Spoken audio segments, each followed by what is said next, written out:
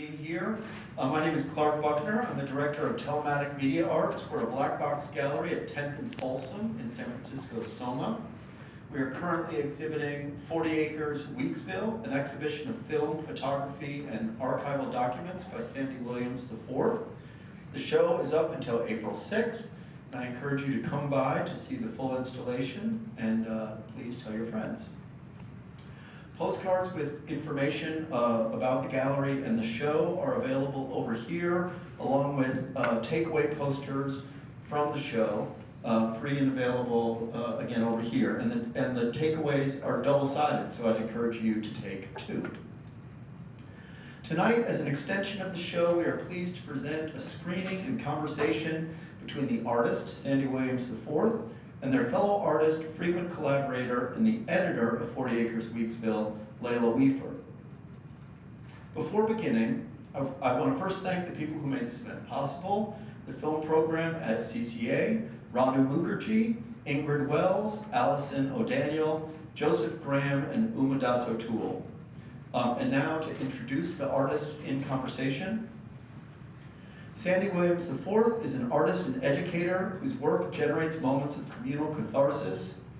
Their conceptual practice uses time itself as a material and aims to unfold the hidden legacies of public spaces. Through ephemeral, malleable, and collaborative public memorials, Williams' work unsettles popular colonial logics of permanence, uniformity, and displacement. This work creates participatory paths for communal engagement informed by targeted research and site specificity, holding space for disenfranchised public memories and visualizing frameworks of emancipation and shared agency.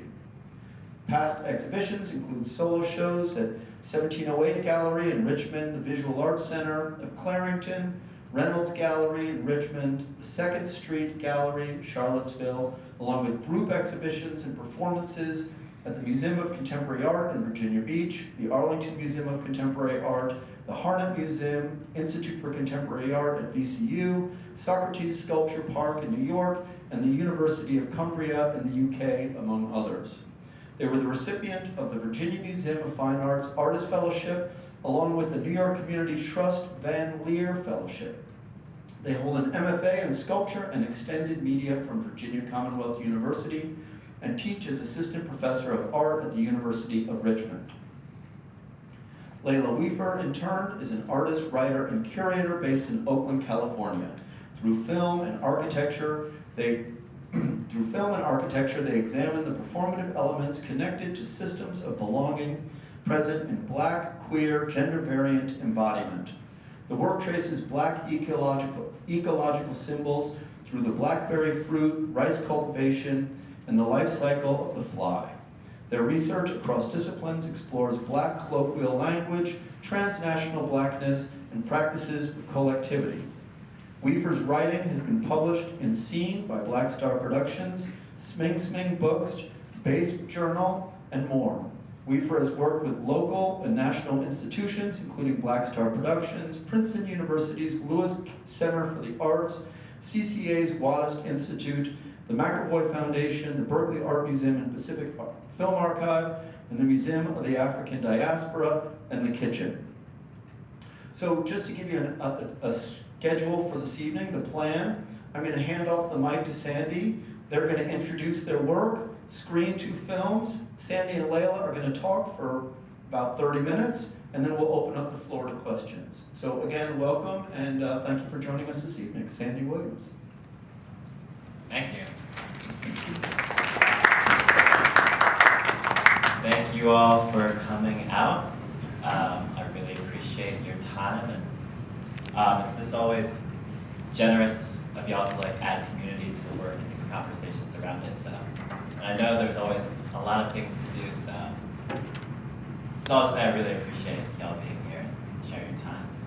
For those who are watching the recording, there's hundreds of people here. It's the largest executive inauguration. So yeah, I'm just gonna talk briefly about kind of introducing the work, because the film 40 Acres Weeksville is part of this larger archival project. So to kind of give just brief context so that we can start the conversation more in the middle than at the beginning when we get to that part. But yeah, so I'll speak kind of quickly through, there's been several projects in the past few years, but then like through conversation, and we'll leave plenty of time for questions. If there's moments within this presentation that y'all want us to come back to, make note or let me know. So I say I've been working in public art for about the past 5 years, and it's kind of how I would contextualize this film and the work that is the 40 Acres Archive. It started, I think, with these two first projects for me. This one being called The Arm of Liberty. It was in Richmond, Virginia. It was in 2020, so this is kind of around when we're pulling down monuments in Richmond. And I was asked to do a performance or some sort of art installation in this space called Chimborazo Park in Richmond, Virginia. And it's important for two reasons. One, again, it's this first public art project that I did, but then we come back to this space later on for 40 Acres. Chimborazo Park was kind of the first project within this archive. So Chimborazo Park is remembered in Richmond as being the largest Confederate hospital during the Civil War. And it kind of holds that history for the public. So there's a small museum to this Confederate history there. There's signs put up by the Daughters of the Confederacy.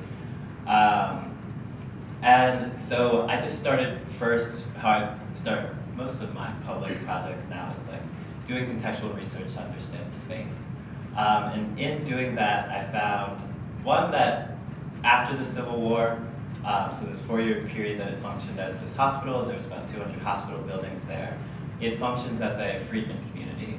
So those buildings are repurposed as homes, as schools, as etc. It's the largest Freedmen community in Richmond at the time. There's like, at its height, more than 2,000 people there. And they're evicted after a year of being there. And in that time, Richmond, makes it illegal to be what they call a vagrant, which is being homeless. They make it so that if you're arrested for such a thing, you can go to jail, you go to work camps that exist where the former plantations did. So it becomes such a example of the ways in which, yes, there is this moment of emancipation, but then there's this hard swing against any of that progress and back into, a restructuring of the white patriarchal landowner dominant space that was Richmond before the Civil War and what Richmond becomes afterwards. But it's this history that is invisibilized in the space. So it, again, holds this memory of this Confederate hospital, but there was no record of that community, which really bothered me at the time, but I didn't know exactly what to do with it. So what I settled on was there was this mini Statue of Liberty there in the park. And again, it's within the context of we're pulling down monuments at the time. And instead of that, I propose we just clean it. So it's this Statue of Liberty that was put there in 1950 by the Boy Scouts of Robert E. Lee. The Statue of Liberty modeled after the Roman goddess of emancipation, being Libertas. And then it, through centuries is, then this icon of liberty for, again, white colonizers in the birth of the United States. And then it's this icon that's being, resurrected in Richmond, far from New York, by children in segregation. So it was just such a interesting thing to have kept through history. This is 1950 again that it's put up. It's now here in 2020. Just collecting patina and growing weeds. So my idea was like, what if we just acted like we at least cared about it, and through that care pulled that object into the contemporary that we are framing as historical. I think was the idea. So it was this community cleaning, and it was also this moment of confronting like what is public space, because to orchestrate that cleaning, we had to get permission from the Richmond Police Department, from the Parks and Recreation, from like the city, and then like the community neighborhood organization that is interested in that space. And it was it's a national landmark because of the Confederate Museum that's there. So there were all these layers of bureaucracy that we had to navigate in order to get permission to touch this thing, very literally. And then even still, when I was doing my tests on how to clean this thing, I was harassed essentially by people in the neighborhood that did not feel someone that looked like me should be doing what I was doing, which was touching this thing. Because I didn't have like a security vest on, a maintenance worker uniform. So they just saw me as what they called a vandal, like someone called the police on me. So it was this moment of both recognizing the bureaucratic lines that govern these spaces that we call free spaces or public spaces, but they actually lack that freedom in any reality.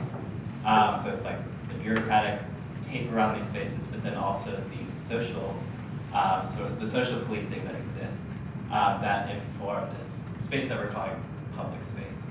So that is, I think, what really frames this project and where it started.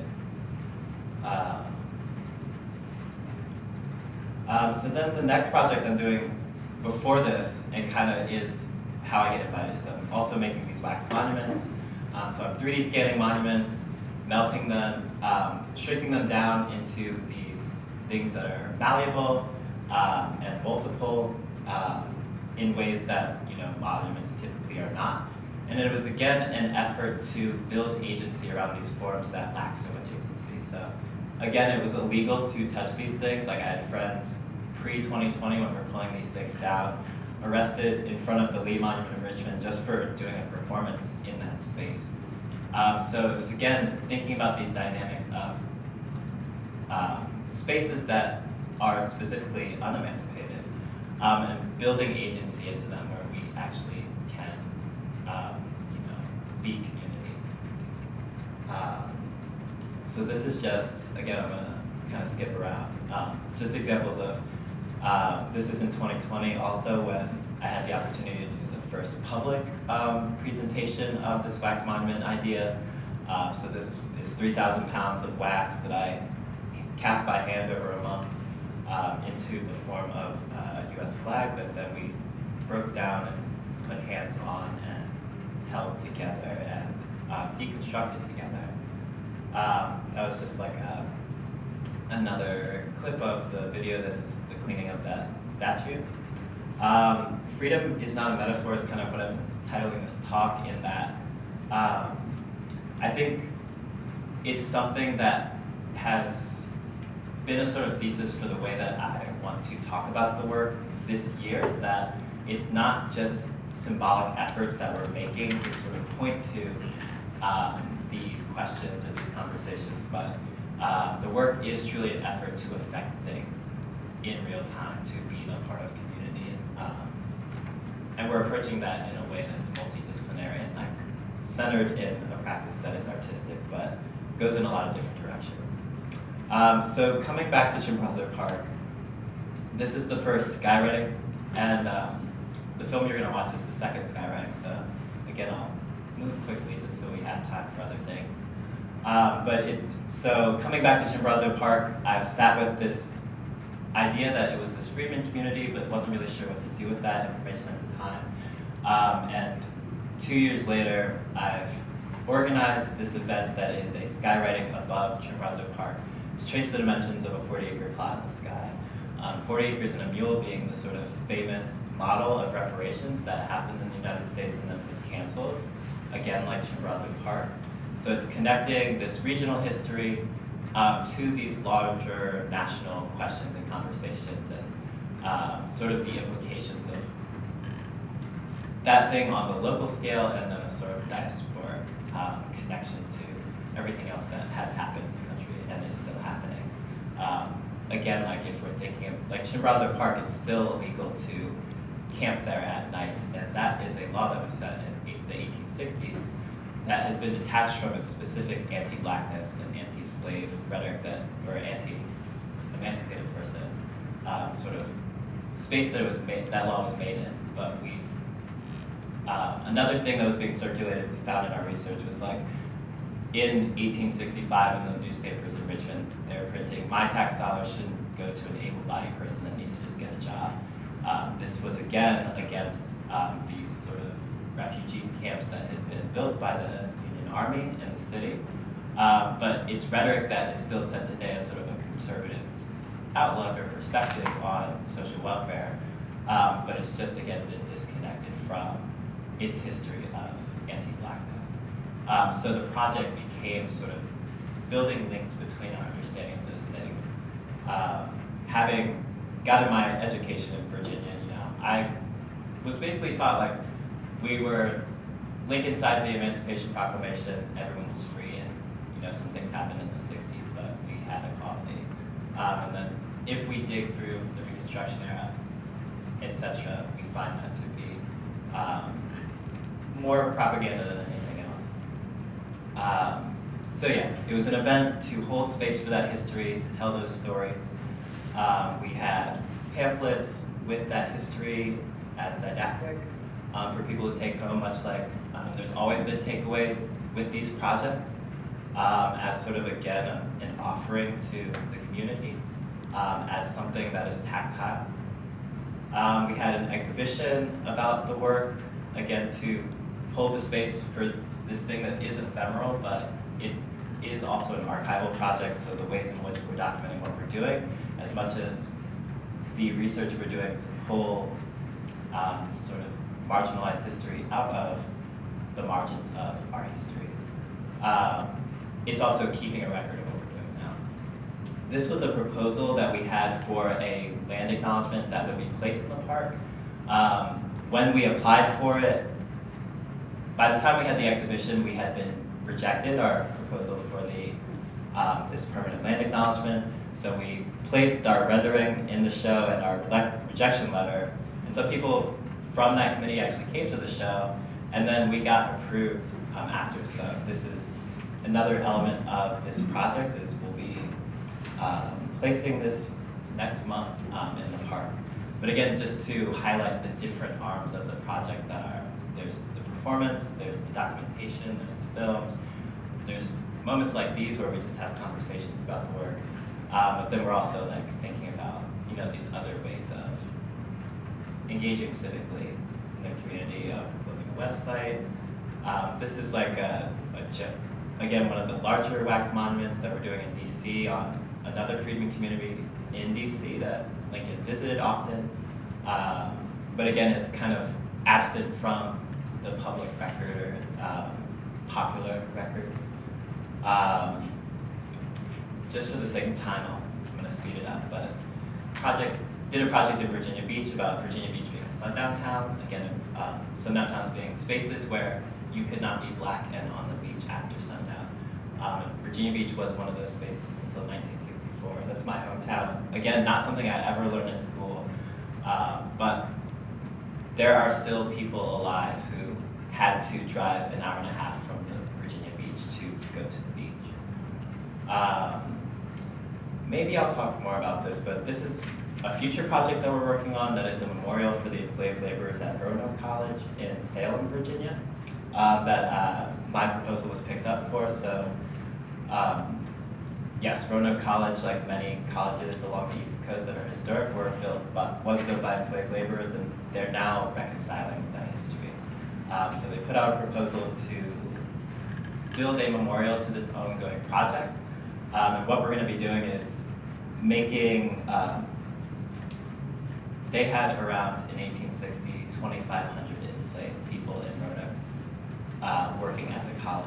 So we will have that many books in bronze in a pile or a stack that will have their names embellished on the spines of each book to sort of credit them as authors of the space and architects of the space, and more than just the conditions that they were forced to be working in, but all of the creative and thoughtful labor that was part of being enslaved in the United States.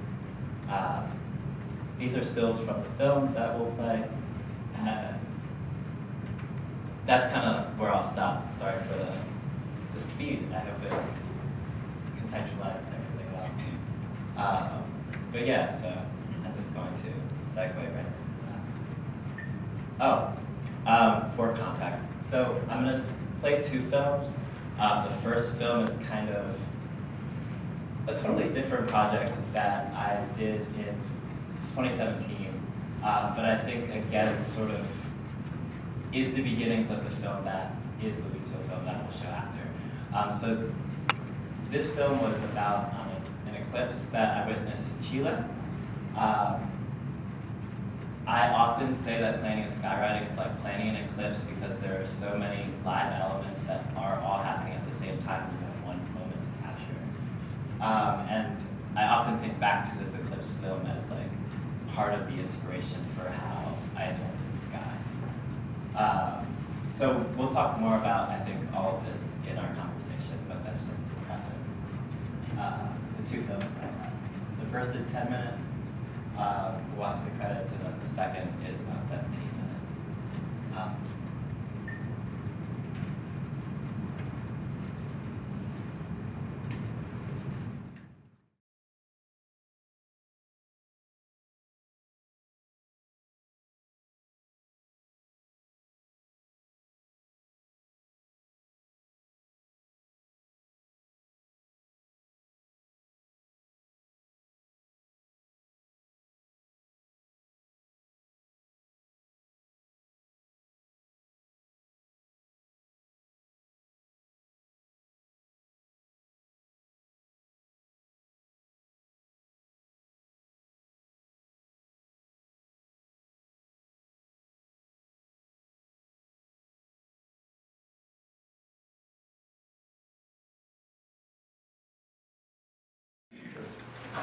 Do you have a side preference?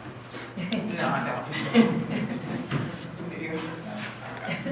Hey, everybody. I want to echo what Sandy said. Just thank you for being here. You could be doing so many other things, but you're here with us, so grateful. Let's start off. I want you to have a moment to discuss the similarities of both of the films. And I think at the top layer, obviously both of the films' titles are coordinates, but there are so many other, resonance between them that I know you want to speak to. Yeah, and like, remind me if I forget something. Okay. I think, yeah, there is that sort of top layer that is thinking about this space, and I think what to call it, I think was even like a question that I had. Thinking about the layers of history that sit on top of a geography. Like to call it Richmond or to call it Chimborazo Park, I think like is enforcing a sort of colonial lens on that space that forgets, thousands of years of indigenous history and maybe like does not allow for that space to become something else in the future. So, mapping is also part of that project, but coordinates seem like a space to start, maybe, in a way of thinking about that space as like a temporal geography that has these layers. So again, I made that film in 2017, and we're making this in last year, 2023, yeah. Yeah, and so it has resonances in that, and I think that was an early project that I was really invested in. And I think to preface or context as well is that like I was making that eclipse film while I was working on a film. I was there to help my professor Kevin Emerson make his film about the eclipse, and like in our off time I was filming my own things, and like kind of in real time developing a script for like what this film might be.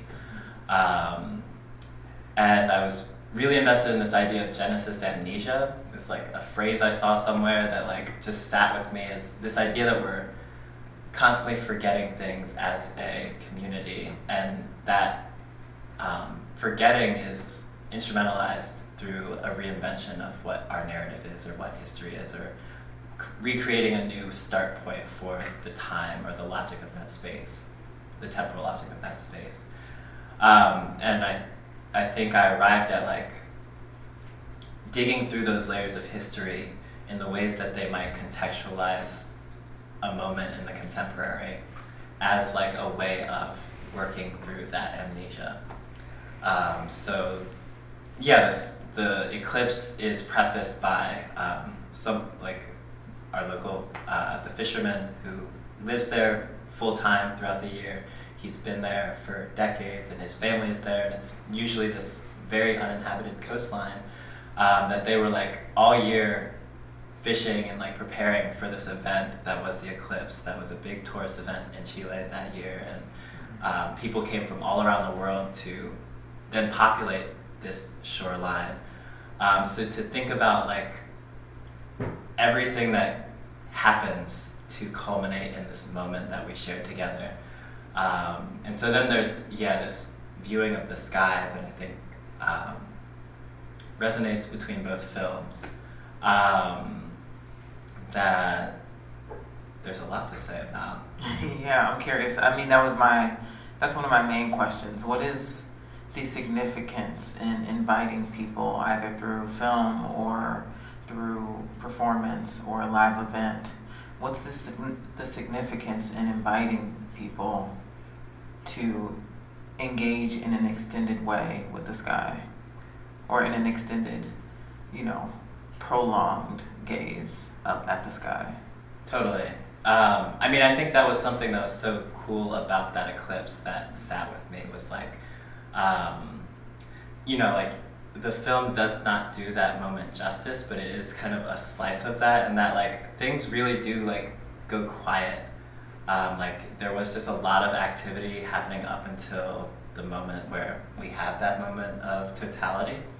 But like the birds go quiet, like the ocean seemed to quiet down. Like it's just this really surreal moment. That like then afterwards, like people are cheering, people are crying. Like it just has such a magic to it that I think was very emotional and short. Like it's only 2.5 minutes too, so it's such a moment that like we flew across continents and spent days preparing for this like 2.5 minutes where there was this quiet, and then like years unpacking what that moment meant. And like, in a different way, I liken it to like just watching a film together in a theater is different than watching it at home. So I think looking back, the interest in like making moments as like public events might in a lot of ways trace to that experience. But yeah, then the sky I think is this witness that is really interesting if we think about time too. I think it's a space that ignores borders in a way that I think is really interesting. The way that like the atmosphere here travels across the country to Virginia where I live and then around the world and back. Like it's this space that is shared. But then like I think it's hard to look up in that way and not sort of reminisce, or like it activates a sort of nostalgia that again is temporal. It's a space where we do connect to an ancestry. I think it is a space of dream. And so to trace that, going to the skywritings, to pair that lost dream or that dispersed dream with this ephemeral skywriting that doesn't disappear but becomes part of the atmosphere, I felt like was an apt metaphor for the ways in which these communities were forced out and gentrified and like just oppressed in every sort of way, and yet here we are, like still here. So it was working on top of those logics while also thinking about the way in which a public event can bring community together, to bear witness to these histories and to the space and to the event that I feel like was also a way of like having a PSA that would be unforgettable. Like people that went to see that skywriting won't forget that history of Chimborazo Park. Right. And you kind of answered this already, but I'm curious what the sky's relationship is with, your interrogation of public space and the monument, and also how the sky has driven you to, do these series of interventions. Yeah, I think it is in this different way. Like it's still a very like policed space. Yeah. Just for, again, historical reasons. But at the same time, it is a free space in other ways that like, it is a very public memorial. Like there were people after the New York one for weeks kind of like being like, I saw that in the sky and did not know that was your thing. Like in fact, I had a friend like send me a picture and be like, oh, this looks just like your work, like that's so cool. And I was like, that was? But so I liked that too, that it was this thing that was open to interpretation in this way that might incite curiosity, like might lead someone who, you know, doesn't follow me on Instagram, but might see that thing in the sky and wonder what it was and see a news report about it or see an article written. And then it's a way again of like bringing people back to this history that we're trying to connect to the space. Yeah, and I have a little bit of envy because despite working on the film, I've never seen the skywriting live. Totally. I've only ever seen your work through film, which is interesting. It is, and maybe like a segue into more of the conversation being about like how we started collaborating. Because I don't know that everybody knows that we've been working together for years now. Yeah. We met in 2018 at a residency, and I think there were just immediately these resonances in our practice that we're thinking about an identity that's personal but so connected to a public identity or a cultural identity, and sort of the depth that we were working through those things. I just felt so much community in the way you were thinking about things. And then too, there's like, I think a strong impetus for both of us in collaboration, like being, like I, in my undergraduate studies, was primarily doing film, which is such a group project. So that's how we started, but like, maybe if you want to talk about like the projects I did with you and then how we get to you editing the film. Yeah, I mean, it's a long road. Yeah, for sure. I mean, we're so deeply embedded in each other's practices that may be obvious to us, but I don't think anyone else, you know. The breadcrumbs. The breadcrumbs. The Easter eggs. Exactly. Well, I mean, like you said, we met in 2018 and almost instantly we started collaborating. It wasn't even a conversation. It was almost just an assumption we made about each other. Totally. Like we're just going to be creative life partners in a way. And it was my first solo show between Beauty and Horror, and you were the lead actor in it. So our collaborations don't have a particular trajectory. I think we can identify something in each other and a space where we would fit in each other's work. I'm not sure what the next project was, but I know I curated a show at McAvoy in conversation with Isaac Julian's Lessons of the Hour, and I was aware of Kevin Jerome Everson and Claudrina Harold's collaboration about the Blackfire UVA series. Totally. And I recall that you were the lead in one of his films, and no one else knows this, but I kind of built my entire curatorial vision around including that film. And so you were kind of at the center of that curatorial vision in some way. And I'm always surprised, like even with your film, I didn't know I was going to be the lead of anything until like seeing the film later. Yeah. Or just like, just to say like, the ways in which we fit into each other's practices has always been different in each project. And collaboration is a really special relationship, between artists. I'm not sure how everyone here engages with collaboration, but in every single project that I do, collaboration is, kind of at the root of it. I think because I come from a film background, right? It's never really important for the individual to drive the entire vision of a project, and I think it makes a project stronger when you have multiple creative visions, participating to see the project come to fruition. Absolutely. And Yeah. I think that's the same in like the way I've been framing my work in the public art world is that like I'm not so much like the artist on the project, but more the director, because it does, like a film, just there's so many hands shaping what that thing becomes. And I think that like is a interesting way of explaining how we made this film too, because there was so much space that is unknown, I think, that we were preparing for in making this film, because unlike a typical film that you might make in a studio or something, like we are planning for it, but we don't really know what we're gonna get. Yeah. So there was so much anticipation and sort of that again involves so much collaboration of like finding rooftops to be at, like trying to figure out where in the sky this plane's gonna end up, how to have countermeasures in case a camera fails or we're pointing in the wrong direction or there's a tree in the way. Yeah. And again, you're working remotely, so you're in SF while I'm in Brooklyn. And we were on Zoom calls with the entire team, like the DP and the producer.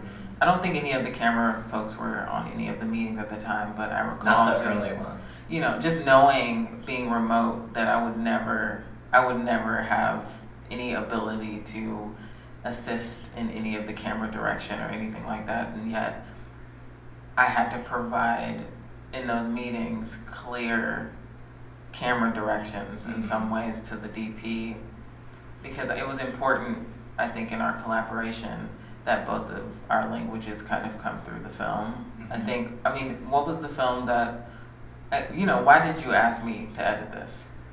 I mean, again, we have this history Right. of like, because then I was in your boxer film that was on the tower, and then I was in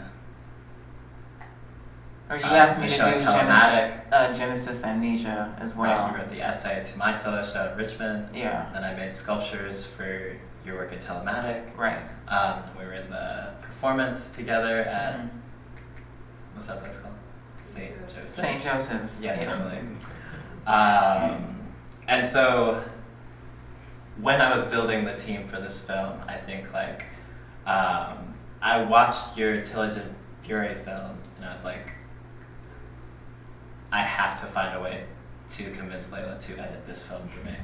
Because And what did I say? I said I wouldn't do this for anybody else. You did. And even during it, you're like, and I will never be doing this for you again. Because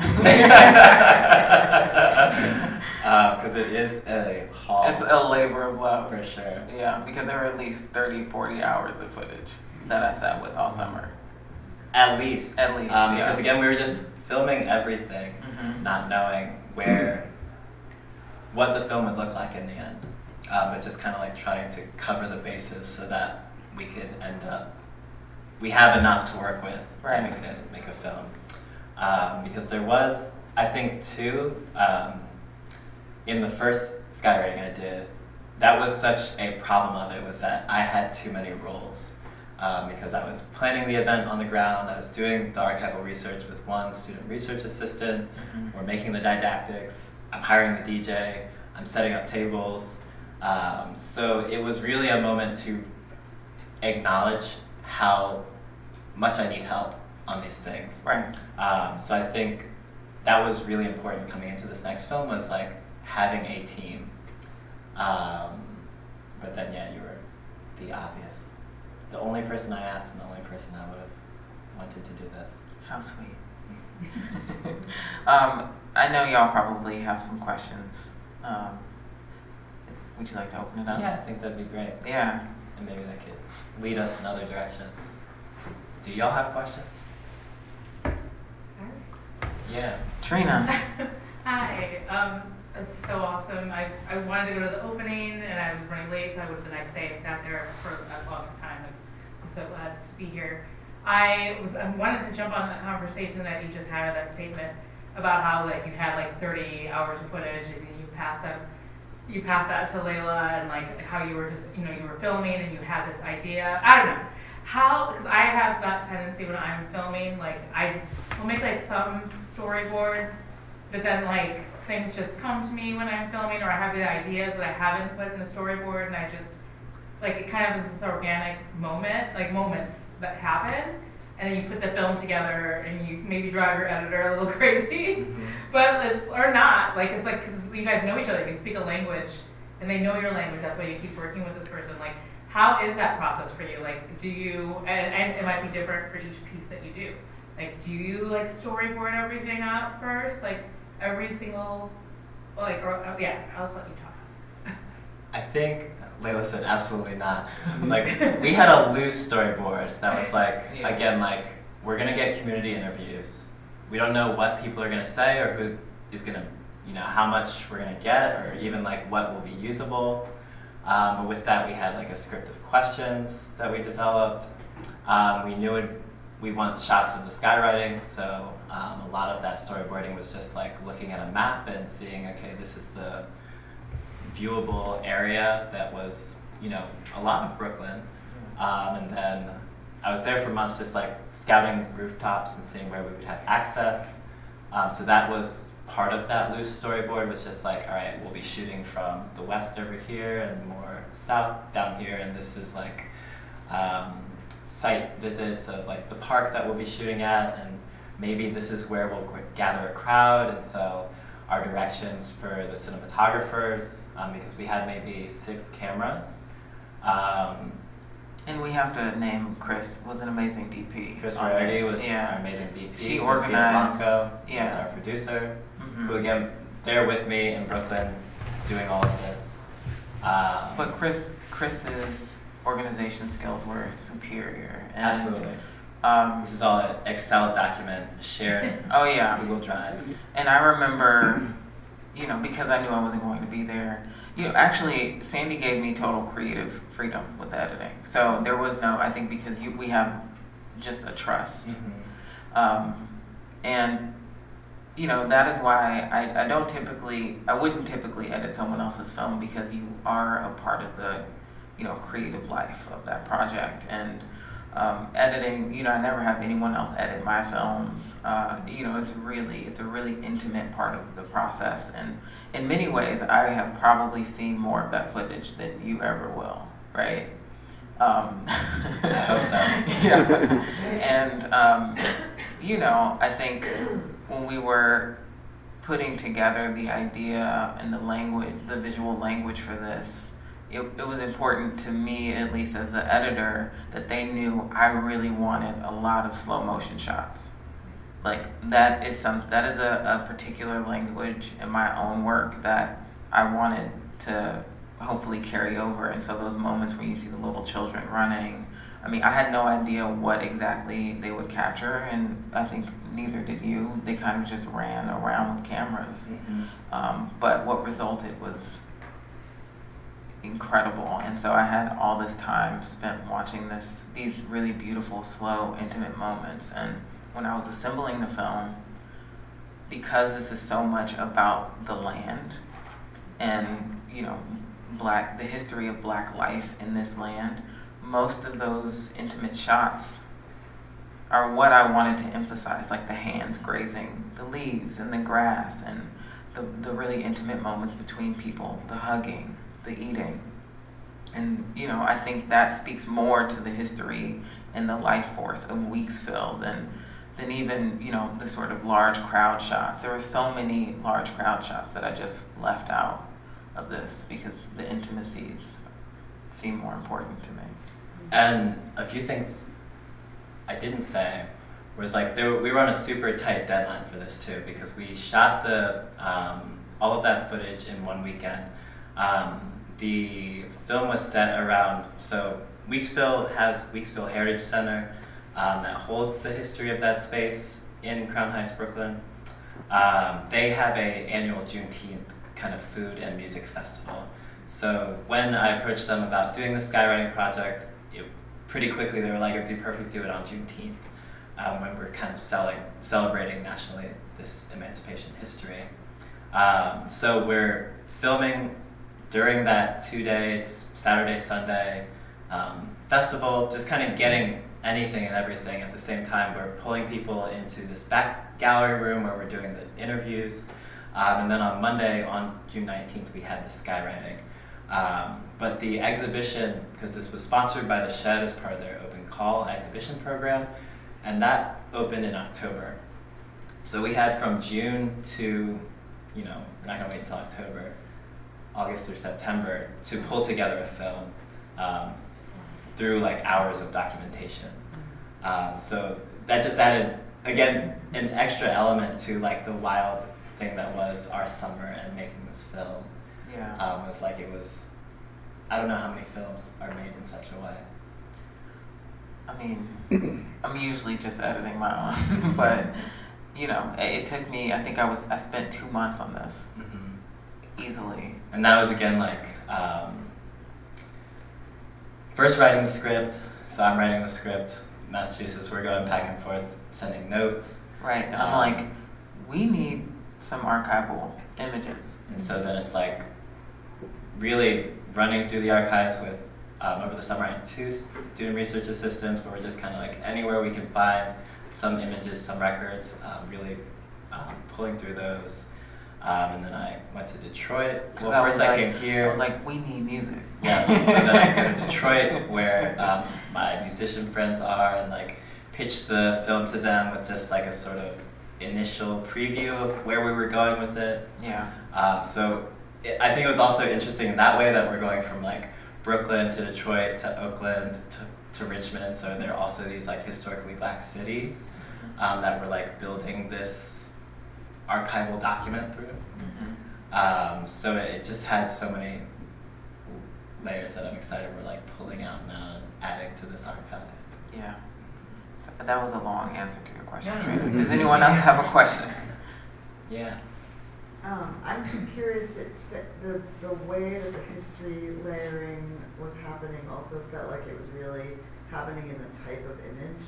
So there were all these different kinds of, like something that looked really like a video and something like looked like film. I'm really curious if you could talk about the use of visual dimension. Totally. Should I start? Yeah.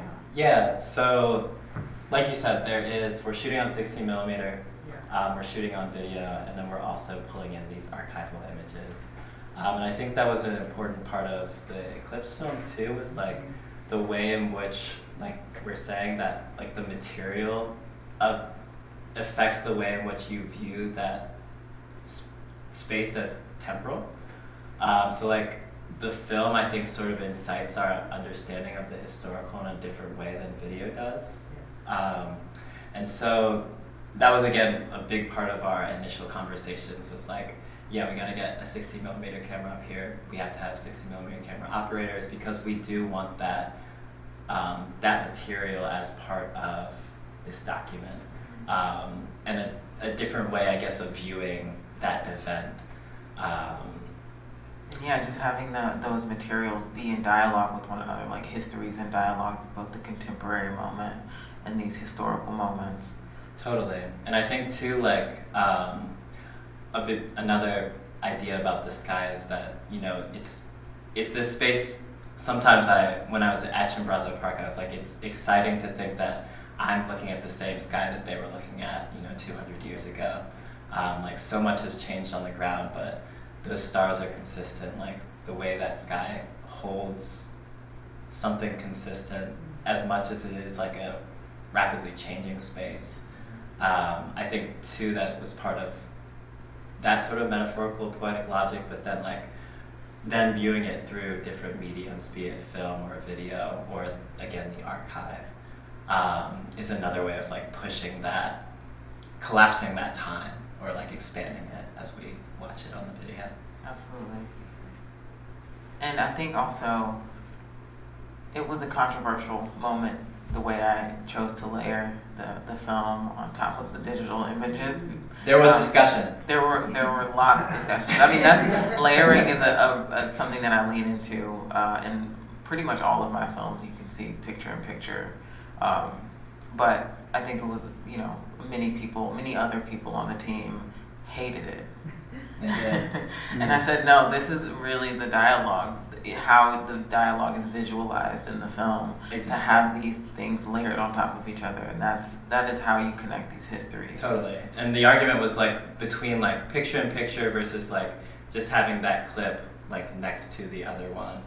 And yeah, you were like, I said it no. has to be this picture in picture because that is what we're talking about, is the way that like the contemporary is layered on top of this history. Mm-hmm. I had another thought that I lost it. Sorry. Maybe I'll come back to it. You had a question as well? Yeah, no? Yeah, I Okay. don't have it fully formed. This is kind of some thoughts floating around. It feels like your work is almost improvisatory in a way, not the film necessarily, but the moment of the skywriting or the wax and allowing people to place their hands. And so I'm really interested in like these shapes and how they are shifting before your eyes, like you talk about in the film, like as we're watching. So I don't know, I was kind of curious if you had like, if it felt improvisatory to you or more just like ephemeral, or like a community engagement that's happening where you're engaging people, or all of these things. And mostly I was kind of curious if you could tell us a little bit more about how the wax figures became deconstructed, like what was the process of people touching it? Are they the ones who are reforming it, or what happened there? Totally. So I think there is the early films I was making were like these exhaustion films where I was less interested in narrative and more in structure. And so I was making these films where I would ask a friend to do something until they were completely exhausted. And in that way, the duration of the film and sort of the was decided by the performer. But I did everything to set up the structure. So we agreed on the activity that would be performed, we agreed on the setting. But then once we hit record, like what happened was the film. Where it starts and where it ends is up to chance in that way, where like all the controls are set up and then there is this one variable. And I think that carries through to this as well, where it's like there is definitely a script and a drive for like what we are trying to get that day, but there is just the chance of life in that. Yeah, like we were trying to shoot it on Saturday, it was too cloudy, Sunday was too windy, so by chance we ended up on June 19th, which was the perfect day. It just wasn't necessarily the plan, but within that structure there is just space for change and like chance and adjustment, which I think like metaphorically again carries to this history where like there were these promises, there were these expectations, and things never went the way they were supposed to, but there was always this sort of versatility in the culture that is now Black America, to work around those obstacles or work through those difficulties. So I think it's a structure that worked for the film, even though it's like maddening sometimes and very stressful, and I won't be doing a skywriting this summer because it's just a lot. And then to the waxes, I think it carries that same thing where my work and labor is in presenting that thing to the community, and then once we unveil it, it's not my work anymore. Like what happens to it is sort of this, it's like a practice in real-time democracy where we're informing what this thing looks like together. Yeah, like my thing is like I'm no cop. Like if you come and you light every wick, which is what happened with that Lincoln, it ended up being a total disaster. But I did not like, it wasn't, we just set up the thing, like we did the work to get approvals and get the wax and construct the object that is then given to the community to decide how we want to care for that thing and how long it's there. I think it's like the access point that meets like a traditional monument where when we were having all the conversations about the Confederate monuments in Richmond, that was the thing that became obvious most quickly was that we actually had no input as a community on what was going to happen. Like, they told us they were going to stay, and then when people just started pulling them down, they were like, we're getting rid of them, and there's not going to be a conversation on either side on how that happens or where they go or what we do with that space afterwards.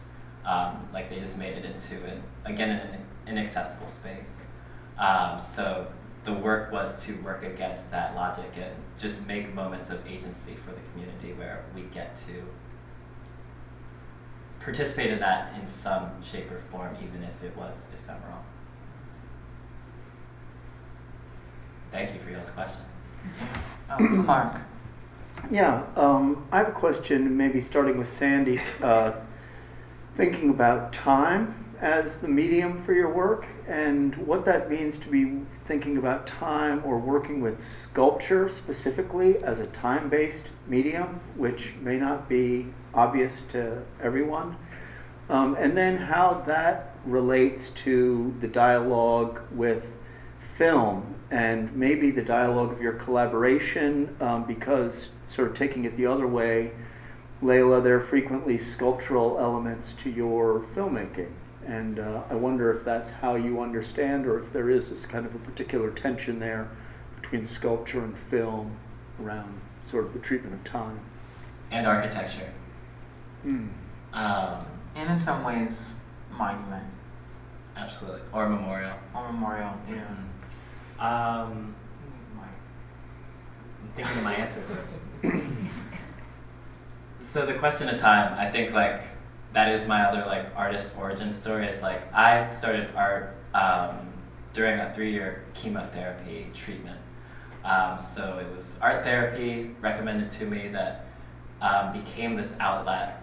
But chemo really threw me off my sense of time. Like it, you know, I was on the sort of normal trajectory that was like being a high schooler, and then my senior year of high school, I'm in a hospital for most 4 days a week. And then I'm like starting college while doing this, but have to drop out of college to finish chemo, and then I come back.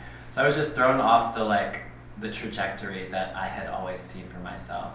And that was really where I found space in art, was like thinking about this idea of time and what it means, because as you start to pull it apart, it's in the logic of art, the way we speak and the way we move through space and the punitive systems that are set up and the histories that so it just continued to unravel itself in that early moment where I was just making those kind of exhaustion films as related to like my struggle through chemo. So I think that's like that's where I start, and then I'm taking film and sculpture at the same time. And it just became this, this like vehicle for exploration that was really interesting to me, where like time could always be found in a material or in a structure or in a language or in a history as a way for me to connect things. And I think like early on in my practice, it didn't make a lot of sense to most of my professors, especially, and my peers. But like now, kind of a decade into that practice, it's starting to make more sense for me too. It's like how that thing works to talk about these larger dynamics and conversations, be it sculpture or film or performance or, et cetera. It all can operate on top of time. How do you feel about that? Yeah, I mean, I have a very different relationship to time, and you have a very embodied relationship to it. I mean, we all do, but you in a very specific way. I think about time. I mean, I think when you work with film or moving image, you are working with time. And a guiding kind of principle and philosophy for me is elasticity, and the ways that cinema time can be elastic, something that has a very strong core but can be stretched when you pull at its edges, and you can suspend different moments with the tool of cinema. And I also see that as directly parallel to queer time, and the ways that queer and trans bodies have this ability to shapeshift and, you know, form identities over time. And, you know, understanding your body and allowing it to be elastic, change shape, really understand your own embodiment in relationship to the land or to an architectural space or to a spiritual moment. That's, you know, queer time, cinema time. It's, you know, it's elastic. Other questions? I think we gotta let these people go. Yeah, totally. Thank you all. It's really great again to be here with y'all. We do have those like takeaways over towards the exit, or we Yeah. can bring them to you. But yeah, thank you all so much for being here. Thank you.